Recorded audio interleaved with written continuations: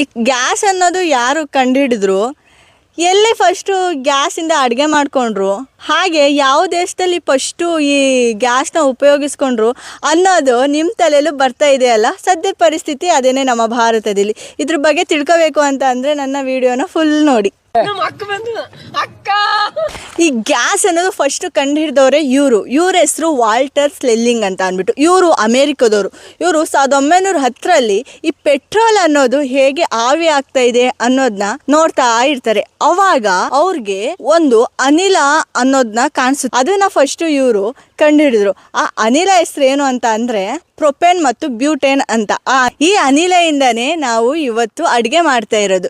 ನಂತರ ಇವರು 1912ರಲ್ಲೇನೆ ಪ್ರಪ್ರಥಮವಾಗಿ ಗ್ಯಾಸಿಂದನೇ ಅವ್ರ ಮನೇಲೇನೆ ಅಡುಗೆನ ಪ್ರಿಪೇರ್ ಮಾಡ್ತಾರೆ, ಉಪಯೋಗಿಸ್ಕೊತಾರೆ ಗ್ಯಾಸ್ನ.